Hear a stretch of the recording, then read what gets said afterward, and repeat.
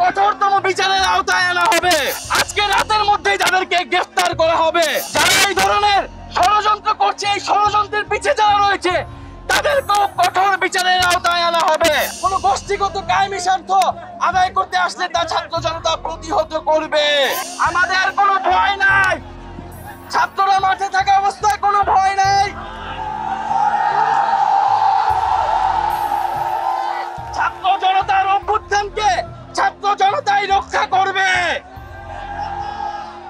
সবাইকে আহ্বান করছি, আপনারা শান্তিপূর্ণভাবে থাকুন। যারা আজকে আমাদের ছাত্র ভাইদের উপরে হামলা করেছে তাদেরকে কঠোরতম বিচারের আওতায় আনা হবে এবং আজকে রাতের মধ্যেই তাদেরকে গ্রেফতার করা হবে।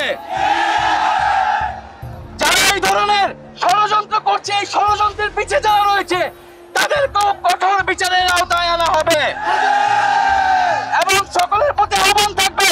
আজকে প্রধান উপদেষ্টা জাতির উদ্দেশ্যে ভাষণ দিয়েছেন, সবাইকে ধৈর্য ধরার আহ্বান জানিয়েছেন।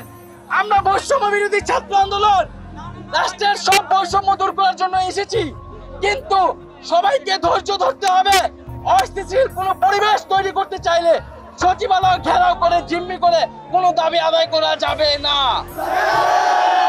আমরা সকলের যৌক্তিক দাবি শুনবো, কিন্তু কোনো অযৌক্তিক পন্থায় কাউকে জিম্মি করে কোন গোষ্ঠীগত কায়েমি স্বার্থ আদায় করতে আসলে তা ছাত্র জনতা প্রতিহত করবে।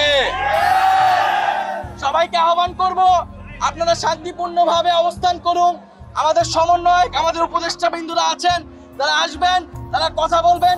আপনারা শান্তিপূর্ণভাবে অবস্থান করুন, আমাদের পরবর্তী নির্দেশনা না আসা পর্যন্ত।